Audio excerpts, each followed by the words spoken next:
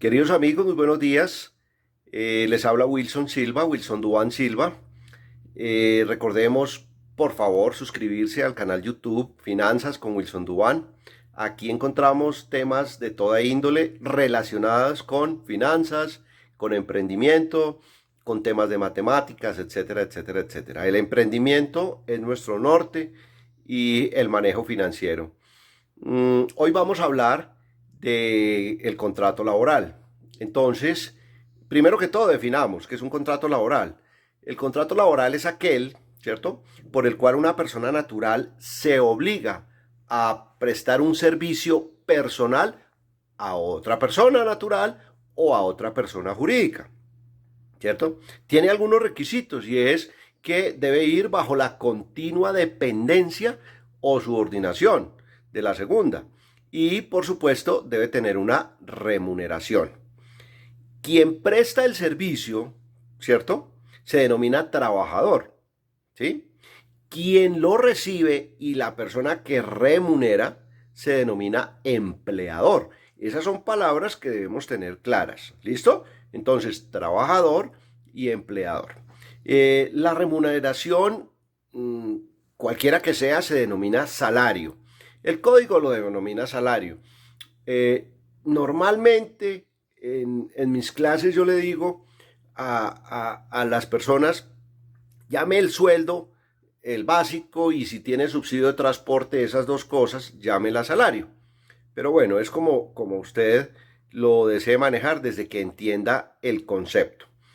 Es importante que entendamos que para que haya de verdad un contrato laboral, se necesita que concurran. ¿Qué significa que concurran? Significa que no puede ser una sí y la otra no, o dos sí y una no. No. Significa que concurran tres elementos esenciales y básicos para que podamos decir que hay un contrato laboral. Entonces, la primera es la actividad personal del trabajador. ¿Qué quiere decir? Que yo contraté fue a Miguel Ángel y yo no contraté a Pedro. Es decir, que hoy no puede venir Pedro y decir que es que Miguel Ángel no vino. No, yo contraté al que contraté, ¿cierto? Eso es lo primero. Lo segundo, que debe haber una continua subordinación o dependencia del trabajador respecto a quién, respecto al empleador, ¿cierto? ¿Sí? Entonces, cuando nosotros hablamos subordinación, significa que yo voy, si yo soy el empleado, el trabajador, yo voy a atender las órdenes que me dan, ¿cierto? Y voy a hacer el trabajo como me lo piden de acuerdo a todos unos procedimientos, ¿ok? Mm, Importante, entonces, la actividad personal, la dijimos. Importante la continua subordinación. Y hay un tercer elemento que es absolutamente necesario e importante, y es que debe haber un salario.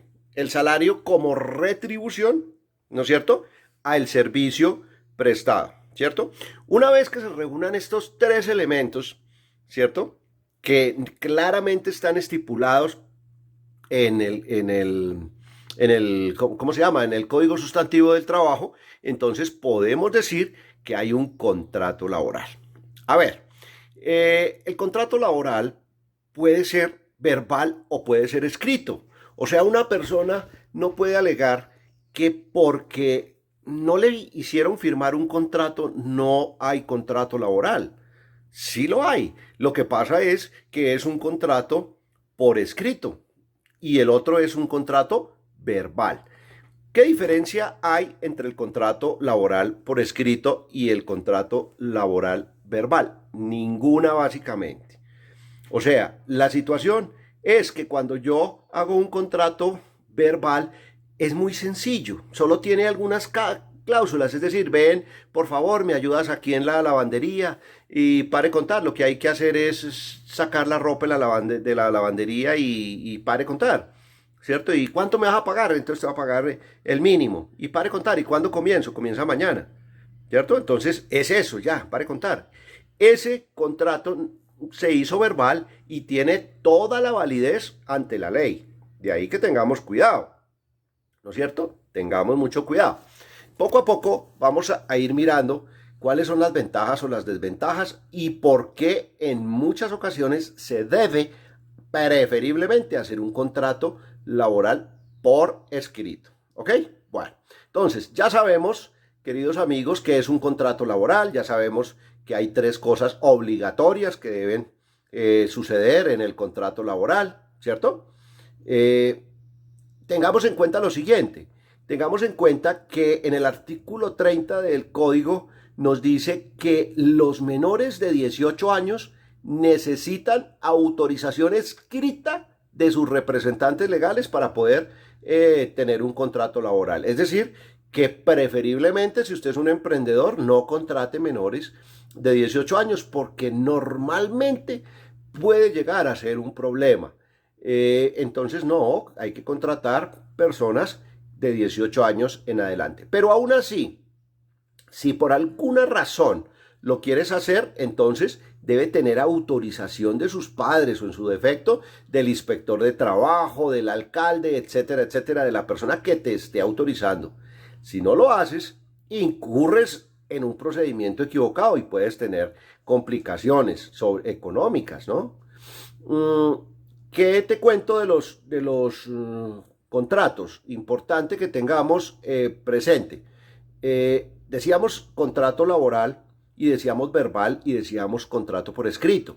El contrato de trabajo por escrito se entiende que cada una de las partes debe tener una copia, ¿cierto? Esos contratos, para hablar un poquitico de contabilidad, no generan impuestos, no hay que hacerlos en papel, yo no sé cómo sellado, no hay que hacerlos en papel especial, no, en una hoja en blanco y pare contar, inclusive se puede hacer a mano, ¿cierto? El contrato no necesita que tenga unas características por allá especiales y tampoco necesitamos contratar a un abogado para que nos haga el contrato laboral, siempre y cuando tengamos presente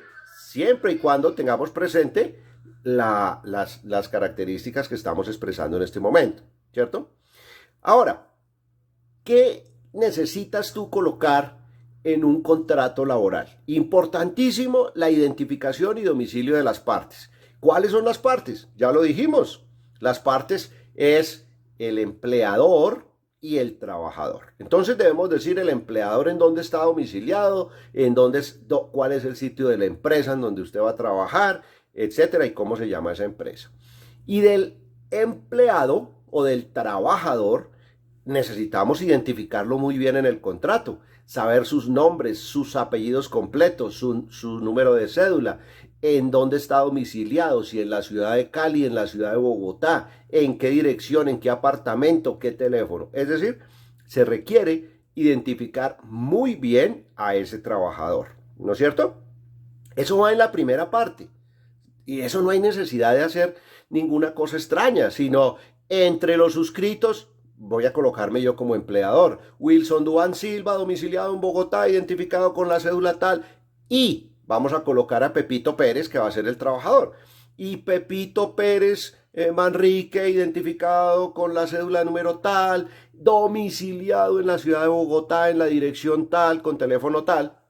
Hemos decidido entre los dos celebrar un contrato laboral de trabajo. Y ahí vienen las cláusulas, ¿cierto? Ahí viene, si es un contrato a término fijo, tendrá unas cláusulas.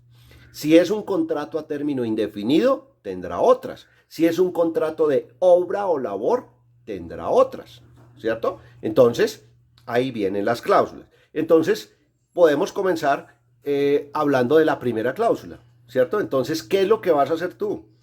¿Qué naturaleza va a tener el trabajo? ¿Cierto? Importantísimo, ¿no es cierto?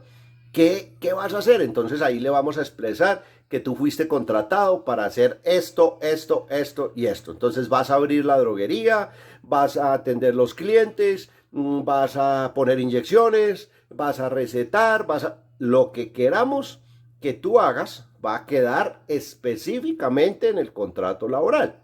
Y casi siempre se coloca una clausulita que diga y otras disposiciones del empleador, ¿cierto? Es decir, que si yo te dije que vas a hacer 4 cosas y a mí se me ocurre que mañana necesariamente tú me vas a hacer un inventario, entonces no falta la persona que me diga, pero es que eso no está dentro de mis funciones.